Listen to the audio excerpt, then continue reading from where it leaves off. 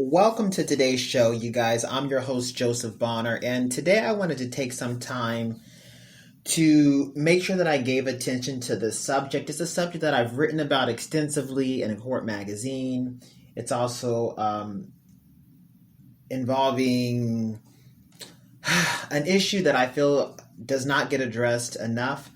I recently submitted a report to the United Nations in regards to this particular issue as well, for a specific report that they are doing on sexual abuse of our children happening internationally. And what I wanted to do on this particular podcast today was just address the role that religions have played in not only the sexual abuse of our children globally, but also, sweeping the issue under the rug. And unfortunately, it's something that's continuing to happen. And I feel that as not only a child advocate, but just as a human being, that I wanted to continue to shed light on this particular story. Now, give me 1 second. I'm going to actually cut off my coffee pot here because it's making this like little crackly sound, and it's kind of getting on my nerves.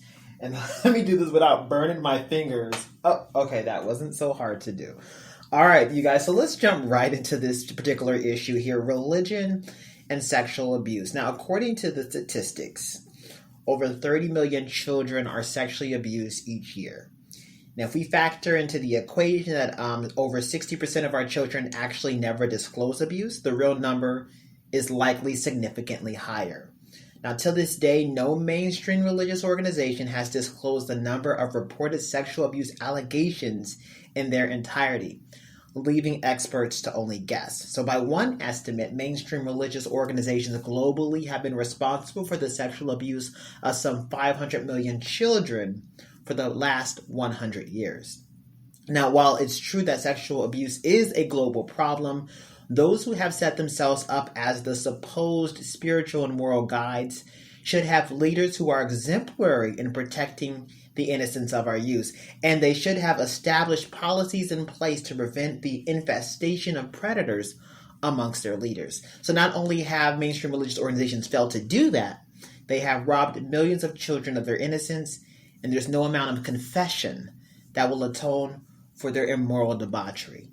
Now, I am going to start with the Catholic Church because obviously being based here in the U.S. is something that we hear about all the time. And I want to apologize first and foremost because when I first originally did this report on the Catholic Church specifically, I had some interviews that I had done with individuals just specifically about the sexual abuse of the Catholic, Church. And, there's so much information out there, you guys, about them. And sifting through all that was very, very difficult for me. Unfortunately, though, I did drop the interviews that I had did only because I felt that that the interviews were very authentic, very real. The individuals, I really appreciate all the time that they gave. But because this issue is a lot bigger than just the Catholic Church, I felt that I didn't want to use their specific interviews just because it's going to be a lot bigger than just the Catholic. I mean, the Catholic Church is definitely reprehensible for sure. And there is so much information out there about them, you guys. So if you guys are unaware of the fact that the Catholic Church has not only continued to engage in the sexual abuse of our children, but they have protected their priest pedophiles. They have failed to instigate, I apologize. They failed to institute policies that are designed to protect our children, and instead they have swept allegations under the rug. And even after the United Nations had given them an ultimatum, I want to say back in 2019, that they needed to actually change their policies. They needed to just kind of do an overhaul. Since 2019, the United Nations has not reported on them. Actually, correction, they didn't. The report wasn't in 2019. The United Nations gave them until 2019 to do an overhaul in their policies and things of that nature. And then you heard nothing else from the UN about it. And I want to say in part, and I do want to say this with all due respect to the United Nations, that I believe it's in part due to the fact that the United Nations still has close partnerships with them. The United Nations and the Catholic Church are kind of like buddy-buddy right now. They're like, best friends in a sense. And unfortunately, I believe that because of their familiarity with the Catholic Church and the Vatican, they have failed to implement these protocols and these procedures and these sanctions on the church that they should have, because they're still, quote unquote, lying in bed with the Catholic Church. And until they separate themselves from the Catholic Church, as an institution that's supposed to be, non-religious, then they're going to continue to sweep these allegations under the rug. And this is really just, I guess, a call to action for the United Nations to get out of bed with the Catholic Church and continue to fight for the rights of our children internationally. Now, the cases of sexual abuse by the Catholic Church priests have been reported all over the world. I'm just going to name some countries here, you guys, and trust me, I'm not naming them all. Trust me, I'm not naming them all. Kenya, Japan, India, Australia, Belgium, Croatia, France, Germany, Ireland, Italy, the Netherlands, Poland, Norway, Slovenia, Sweden, the United Kingdom, Scotland, Wales, Canada, El Salvador, Mexico, Argentina, Brazil, Chile, Peru, the United States, obviously, right? And even, guess what? Guess where else they have accusations? You'll never believe it. Actually, no, you will. The Vatican itself. You have priests that have been accused of, which is not surprising, right? I mean, if it's happening through the entire organization and being swept under the rug by those Catholic religious leaders, it's not surprising that you see that problem also there at the Vatican, and probably even worse. And keep in mind, going back to the statistics, right, 60% of children never report the abuse.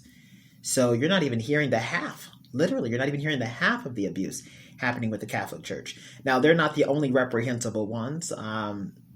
Even Buddhism, you have the sexual abuse of our children happening with the protection of Buddhist monks. Now, the Denver Post reported, and I'm gonna try to say these names as best as possible because I'm not so great with the names. But Boulder-born Buddhists who were engaged in various heinous acts, including child rape. Allegations were first brought to light by the Buddhist Project Sunshine. It was a 57-page report that was compiled by an organization known as an Olive Branch, and they shared the experience of this one 15-year-old girl, and I'm going to actually share this experience with you guys. Here's what the 15-year-old girl said. She said, "I want to draw attention in particular to two individuals whose actions I find particularly egregious. I will name them because I want others to be protected from them. The first one is who groomed me and molested me when I was 15 years old. This occurred during an assembly program. He convinced me to spend the night with him in his tent and molested me while his 11-year-old son was in the same bed next to us. He tried to have intercourse with me but stopped because I started screaming. Everybody knew what was going on, but no one did anything. He wasn't even asked to leave the center.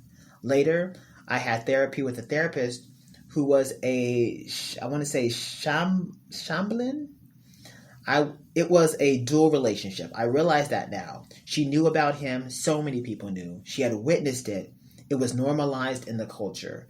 I know of other women who were taken advantage of as teenagers." And this is the 15-year-old young girl speaking again. And then she was, molested, and he tried to rape her too, by a Buddhist religious leader.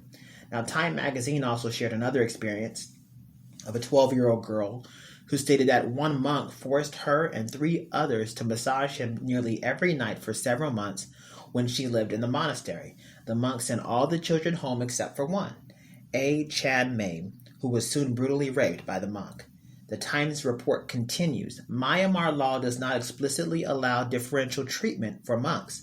But when a monk is accused of criminal misconduct, police begin the investigation process with considerable restraint. In most cases, they contact the regional branch of Myanmar Ministry of Religious Affairs and Cultures for advice on how to proceed. The ministry may then notify the local clerical body. This is where the police involvement often ends. So pretty much what happens in Myanmar is that if a monk is accused of rape or sexual misconduct, the police will notify their monastery, and then that's pretty much it.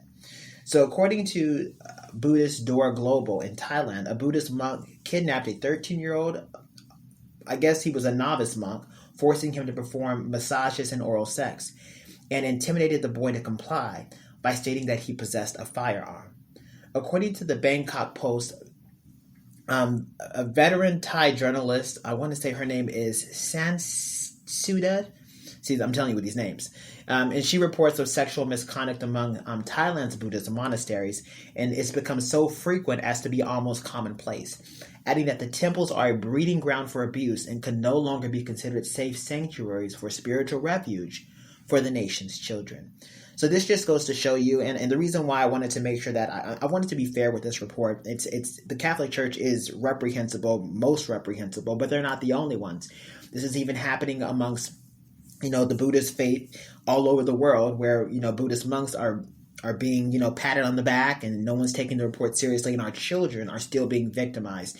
And these places are these sanctuaries that are supposed to be considered religious shrines, have actually become breeding grounds for sexual predators, and no one's doing anything to protect our children. And no one, not even the United Nations. So what about Hinduism? Does it stop there? No, it does not stop in Hinduism either. And let's break this one down. Now, a Hindu temple priest in Spain's, I'm going to try to pronounce this name, you guys. I'm going to say Malacora. Okay, I probably killed that. He was arrested after reports of him sexually assaulting a 12-year-old girl in a private room of a temple while her family prayed. I'm going to try to compose myself, you guys, so I stay professional during this report. So, Hindu temples in India are also known for groomings. I want to say Jogni. I'm gonna spell it just so you guys know I'm not making these names up. It's Jogni. Are temple slaves as young as 5 years old who are dedicated to a temple god. Now, in time, temple slaves are approached by village men and forced to have sex with them, usually men from higher caste who are deemed untouchable by the law of the land. As such, Hindu temples are a breeding ground for sexual child exploitation, sexual assault, and human trafficking. So you actually have these children as young as 5 being groomed to become sex slaves of these temples in the Hindu faith. I'm not really understanding how people. I don't get the fact how people can feed into these, these organizations and knowing what they're doing and be like, oh yeah, we're good. Like, oh yeah, it's not that bad. Like, how do you excuse so many people, and how do you excuse not standing up and protecting our children? I don't understand how people live with themselves and how they can make it okay in their minds and their hearts. I don't get it. Now, in Prostitutes of God, it's an article published in The Independent on September 10, 2010 by Matilda Battersby. It stated, some girls are dedicated to the goddess at age 2 or 3. They won't actually enter into sex work until they reach puberty or at around 12. Yeah, right. The girls most at risk of being dedicated will have grown up in very matriarchal communities. There aren't any men. They don't have fathers, so there's probably some understanding at a young age that they're not from a traditional family, and they don't have husbands. Now, the article also continued that the girls probably won't have a real understanding of sex work element until it's their first night, right? Quote unquote. This is when their virginity is sold to a local man, normally the highest bidder. He might be a local farmer, a landowner, or a businessman. Some of them say, I was dedicated to the goddess, but I didn't know this was what was expected. So they're not even telling of course, you're not going to tell the child, right? So you're keeping these children, telling these children they're dedicated to this goddess, not letting them know that you're going to be raped and sold and human trafficked. And there's no one protecting them. There's no one. Not even their governments are protecting them. They're just like, oh yeah, it's okay. And yet at the same time, they got seats at the United Nations saying, yeah, we want to fight for all these rights. And all of these individuals, let me just state this from jump. They claim that they abide by the United Nations laws to protect children. They all claim to be fighting for our children's rights, but then all of them sweep this under the rug in their own countries. And it's reported on. It's well known. Now, Battersby adds, she says, when I first went to India, and this is in India. Okay, sorry, just in case you didn't know. When I first went to India, I thought some of the women might consider it a kind of honor to be in this kind of work because it's an act of religious devotion. Sexuality and divinity are very closely intertwined in the Hindu faith. Religion is closely linked to sexuality and beauty. But I think there's very little religion link left now. Most of the women that we spoke to don't even pay any heed to the traditional religious practices of the goddess. They see it as a business. So they're just, they're being sold for sex. and it's wrapped up in quote unquote in their religious beliefs in India. And India holds a seat in the United Nations and has promised to protect children and their rights. And this is what they do. Listen, you guys know I'm very honest when it comes to what I see. I'm going to say what I see.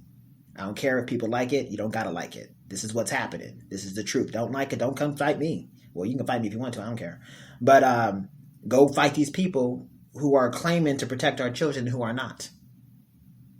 HIV is very prevalent in the community, not surprisingly. Our translator who works very closely with these communities described HIV as being like plucking a bunch of grapes. Oh, that is so disgusting. Plucking a bunch of grapes. As soon as a woman is infected, then her whole family becomes infected. Every man she sleeps with then becomes infected. Then the man passes it on to their wives. It's very difficult to measure the disease prevalence because many don't understand what they've got. So HIV very prevalent then in the communities in India because of these, first, and it went back to them not protecting our children. And now that the communities are being infected with HIV. Ugh, so disgusting. I would like to say that it ends there, but of course you know that it doesn't. So let's move on to the Orthodox Judaism. Yep, it's happening there too, you guys. Now, the Jewish Orthodox community has not been spared from pedophilia religious leaders either. A Brooklyn yeshiv teacher, and I think I'm saying that right, yeshiv, I could not be, Arshiva or something like that. I don't know how to say these names. His name is, his name. Hold on, you guys. Some time with this one. His name is Yehuda Kolko. That's Yehuda. I'm not making this up. Kolko, Kolko, who had victims spanning decades that prompted an inquiry by a religious court in the 1980s where he was pronounced innocent by a rabbi. I'm gonna spell this rabbi's name. I think I'm going to say his name is Chaim Scheinbat, but Chaim or Chaim, and then his last name is Scheinbert. Scheinbert. Guess that's his name. He pleaded guilty over 20 years later, and by one estimate had victimized over 200 children during his career as a rabbi. So this one guy here was accused, and then the rabbi who was like the head honcho in charge, said, "Oh no, he's innocent," and so he was allowed to victimize more children for 20 years. Because the rabbi religious leader said, "Oh, no, he's good. Yes, keep putting him around your children." Now, according to multiple confirmed reports, this rabbi, Mr. Scheinbert, intimidated and threatened witnesses, as did the Yeshiva University rabbi, I want to say his name is Mordechai Wheely. I'm going to spell his name to y'all. And this whole report is on my website at josephbonner.com under the Court Magazine report. It's also in courtmagazine.org. So if you guys actually want to read this, you can go ahead and read this. So I'm going to spell his name too. This rabbi was Modechai. His last name Willig. Okay. Clearly we are dealing with a religious organization where child sexual assault is not only accepted, but predators are protected and victims are silenced by synagogue leaders. Now, I'm sorry, that's unforgivable. How do you not only victimize your children, but then you also sweep it under the rug, and then you give the predators a pat on the back saying, "Oh yeah, you're okay to keep doing this." And so what you're seeing is a pattern not only of child sexual abuse. Here the reality is, right? You have predators everywhere in the world, right? And predators can be found in multiple organizations. The issue that we're seeing here with these religious organizations, the Catholic faith, Buddhism, now we're talking about, the Orthodox Judaism. We're seeing religious leaders sweep these accusations under the rug, pat predators on the back, and allowing these predators to victimize hundreds, thousands of children. And this is what you're seeing as a pattern amongst religious leaders and their institutions that they have, quote unquote, said are there to protect and enhance the morale of the community, right? We're not done. And that's just one example with the Orthodox Judaism. Obviously, if you really want to know how many more examples are out there, just Google it. Everything, it's all out there. Like, this is not unheard of. And all you got to do is ask somebody from their faith, right? Just ask somebody, have you heard of, or you're going to ask you're going to come across a real one, and they're going to tell you the truth. And that's what you want to hear, the truth. So let's talk about Islam though.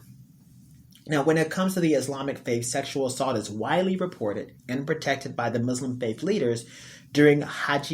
It's Hajj. It's a ritual pilgrimage to the city of Mecca attended by over 2 million Muslims every year.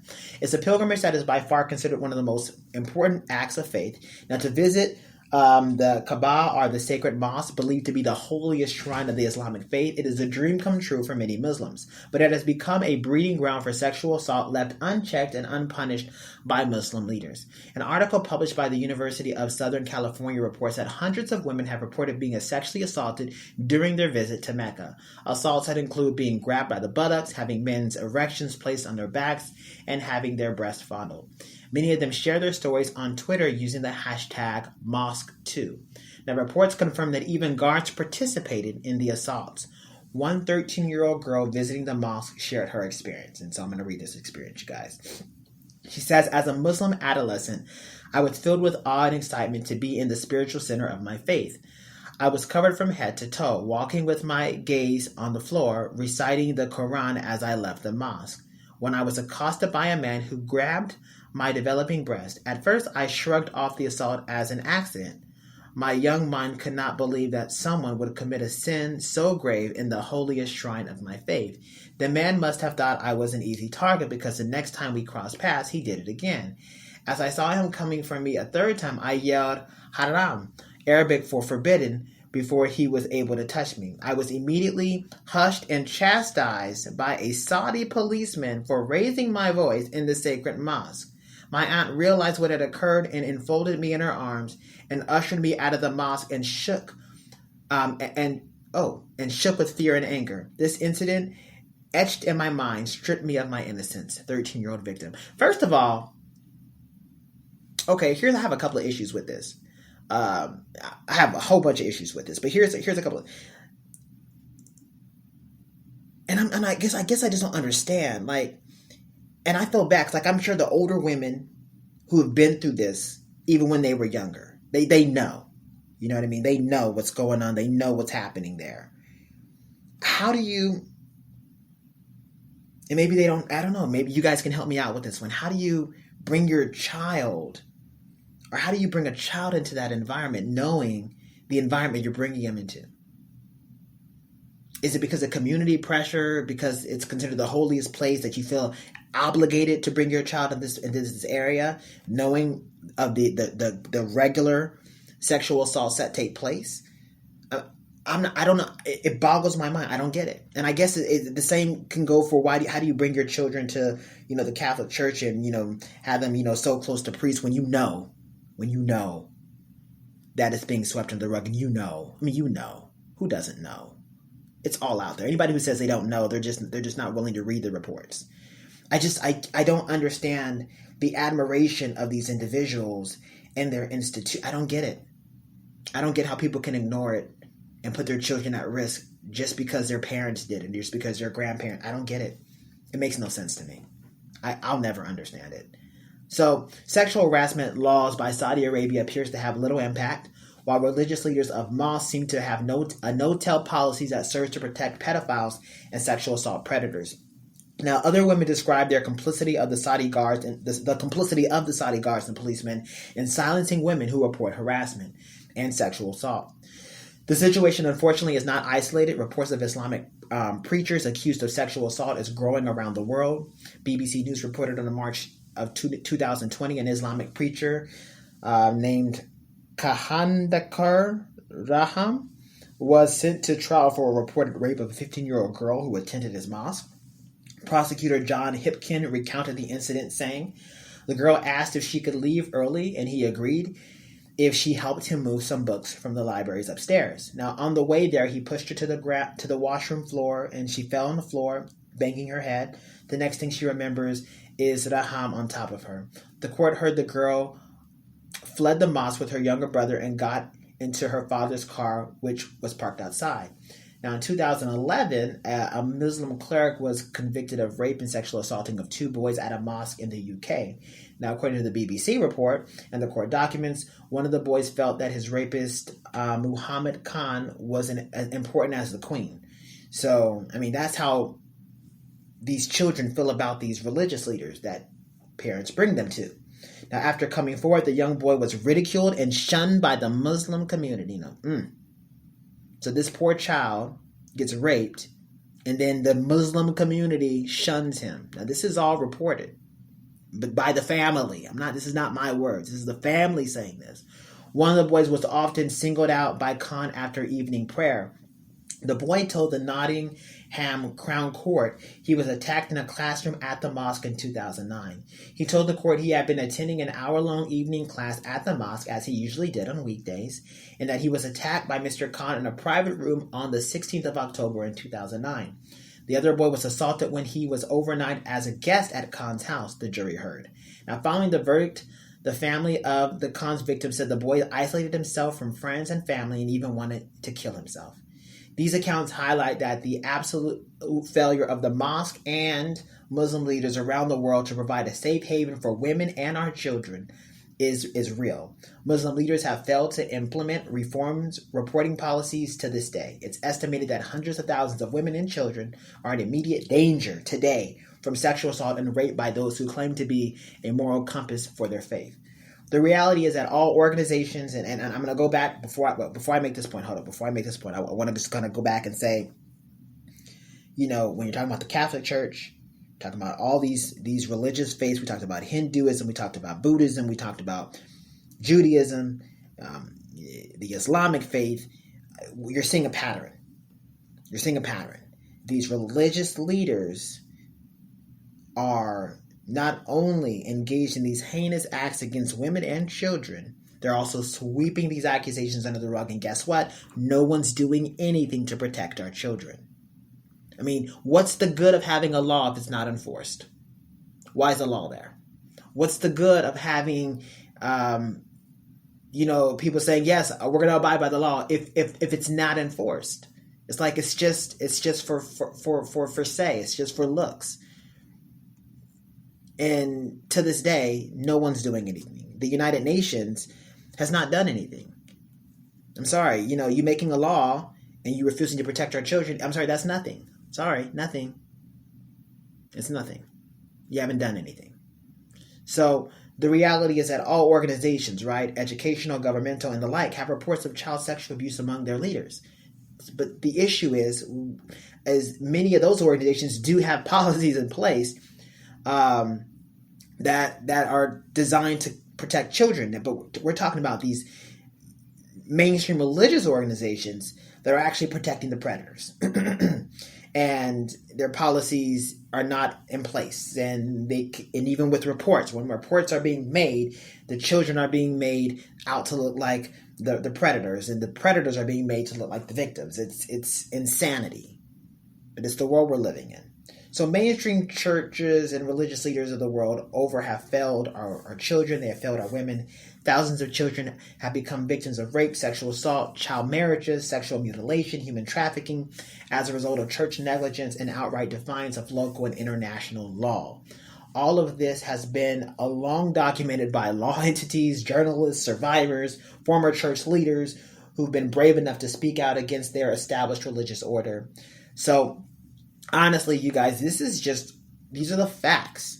And how can you remain silent? And I'm not saying you, well, maybe I am saying you. How can anyone remain silent? How can the United Nations remain silent when you see all these things happening and know what's happening? You see the reports, you hear the accusations, you know there is substantial, you know it's true. You got thousands, hundreds of thousands of victims. So you know it's true.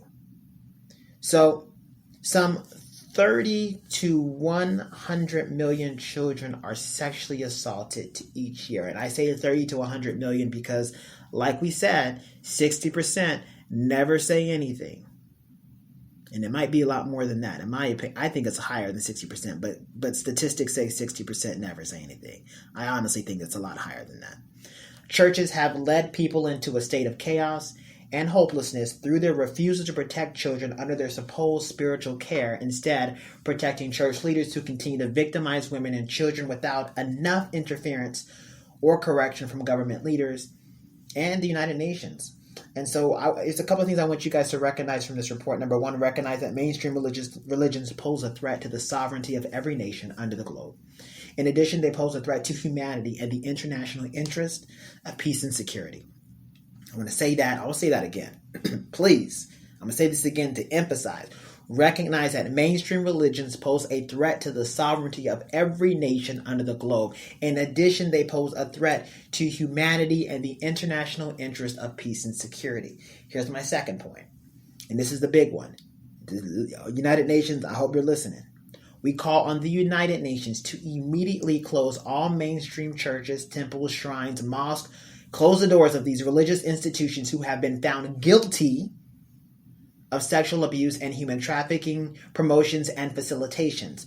All those who have shamelessly engaged in theft, public exploitation, money laundering practices, etc. Those who have instigated, condoned, and carried out genocide, terrorism, hate crimes, and the like. Now, this is the big final finale. Now, if you guys actually see the full report that I actually give on this, you'll understand why I'm encompassing all of this. Under Article 19, and here's where we start to get to law, okay?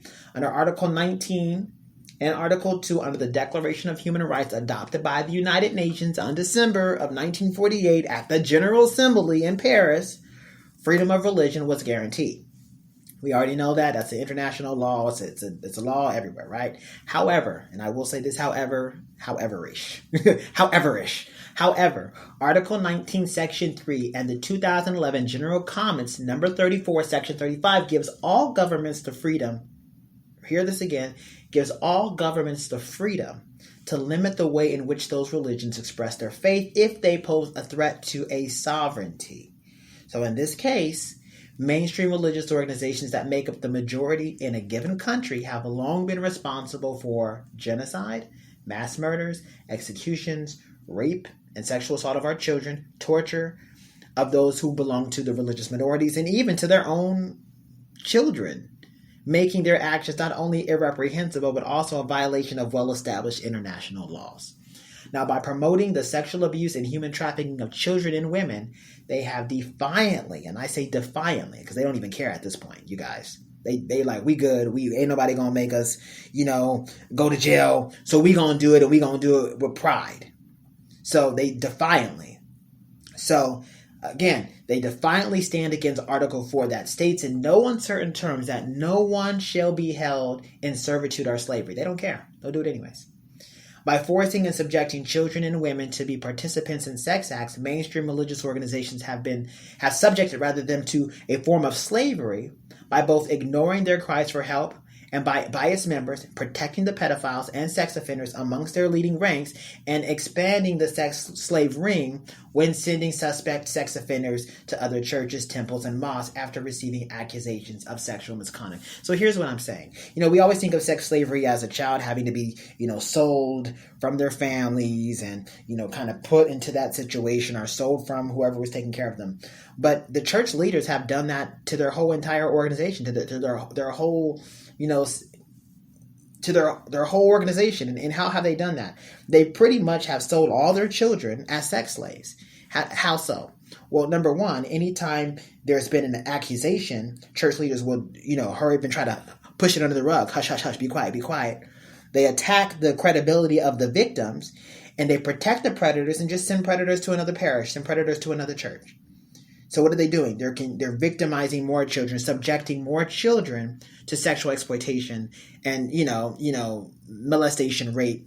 And since they're not penalizing these predators, these religious leaders, they're continuing to subject more and more children to these sexual acts.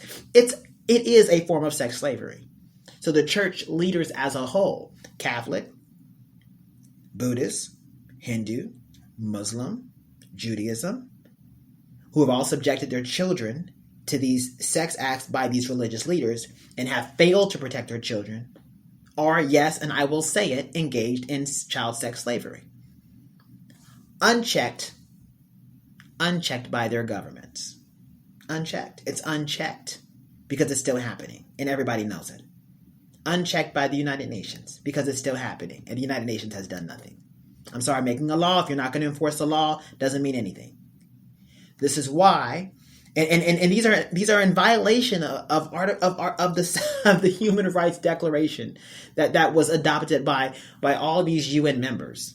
Okay? There's also a violation of Article 3 and 5 by robbing its own members and the international community of safety and security, instead subjecting them to sexual torture and inhuman treatment without regard for their life, liberty, or rights. Also, they have defied, y'all, I'm about to break this down, so hopefully you got a little time. They have defied Articles 7 through 30, denying lawful protection of religious minorities, subjecting them to genocide, terrorism, hate crimes, all in the name of religion and personal objectives of their holy wars. Time will fail me if I were to recount every incident in which mainstream religions have violated Article 19 over the last 70 years without facing any real consequences from the United Nations, and has not been given, the United Nations, in my opinion, has not been given the proper authority. Like, no one's, like, here's the thing, right? So the United Nations operates as an international entity, right? So, and this is why I can't be too hard on the United Nations, to be honest, because right now it's an international entity, and this is why I don't want to be too hard on them. It's because let me say this again: governments have not given the United Nations the authority that they need to really rid the earth of this problem. They haven't. So let me stop coming so down hard on the United Nations, because in order for the United Nations to really do this, their governments have to give them the authority to implement changes on a global scale to protect children and women. And their governments have not done that yet. So that's why the United Nations has failed to protect our children, because they have not been given the authority that they need to really do their job effectively. So I do request that all parties of the United Nations give their full support to the United Nations for the legal and immediate closure of all churches, temples, and shrines and mosques who have willfully violated the Declaration of Human Rights, Article 19. So those churches, those mosques, those shrines, those temples that have violated willfully the Declaration of Human Rights adopted by all UN members, Article 19, they should be closed. Like that, duh, right? It's not rocket science. So we also demand, Court Magazine, that the United Nations implement, once they get the power, right, implement the appropriate, procedures to make sure that our children are protected, right? So obviously, and here's the thing, it just makes sense, right? Religions are still very involved in political affairs. And I think that's one of the reasons why you see so much genocide and ethnic cleansing taking place, with the backing of their governments, which is illegal by UN standards and by UN articles. It's against the law. It's against international law. And so the UN needs to make sure that every UN member is doing what they need to do and making sure that they are not involved in religious, that religions are not involved in their political decision making, if that makes any sense. So, bam, and this goes to not only just the Vatican. The Vatican needs to get out of bed with all the governments. It needs to get out of bed with the United Nations. Russian Orthodox Church, we gonna say that. Russian Orthodox Church needs to get out of bed with Putin, right, and other religious organizations that have used their religious influence to persecute their religious minorities. Now, as their political involvement must be eliminated under the International Convention on Civil and Political Rights articles adopted by the UN in 1966. So there's a law right there, okay? So Article 18, I'm going in. All right, Article 18, I'm just letting y'all know. Like, I know these laws. States that the freedom to manifest one's religion or beliefs may be subject only to such limits as are prescribed by law and are necessary to protect the public safety, order, health, and morals of the fundamental rights and freedoms of others. So the point is that, everybody has freedoms, right? But those freedoms do not come without sanctions or restrictions when individuals use their freedom to engage in acts that threaten the community and the morale of the community, which mainstream religious organizations have done, unchecked. So in that, mainstream religious organizations, who make up the majority of a state's population, have used their power and influence to persecute, murder, rape, and engage in bloody warfare. It is vital for the survival of humanity that those religious organizations have limits to their freedom, specifically revoking their participation in political matters both locally, nationally, and internationally. It is also prudent and vital that political leaders cut ties with mainstream religious organizations if the world will ever see the dawn of a new day under truly peaceful conditions. You guys, I have so much more to say on this particular subject, but I'm going to say what I say. And I have to. Like, I'm never going to live my life afraid to tell the truth. I just can't. I'd rather die. Seriously. So I'm going to always tell the truth. So mainstream religious organizations are therefore under obligation to number one, reform. But I believe that the world has given them long enough.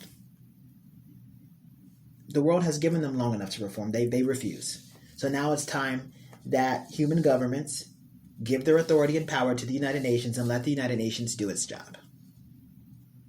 And let's put these religious organizations, these mainstream religious organizations in check who have used their freedom to the demise of humanity. Now, obviously, this article that I'm actually, sharing here with you guys was focusing on the religion's role in the sexual abuse of our children. But obviously, as you can tell at the end of the article, there's more in regards to politics, as there's more in regards to not just their political involvement, but also, how they're behind war and terrorism. So I definitely want to invite you guys to listen to my next podcast that talks about religion's role in war and terrorism. So be sure to tune into that, you guys. That being the case, obviously, if you want to see the full article, you guys can go to courtmagazine.org, where you guys can actually access the digital issue of the latest Court Magazine. And we actually have a series where we cover every single major mainstream religious organization, and we call it out. We call out what we see, kind of thing. So definitely visit courtmagazine.org and check out the latest there, you guys. That being said, be safe, take care of each other, please, and never be afraid to tell the truth. I'm Joseph Bonner. Until next time.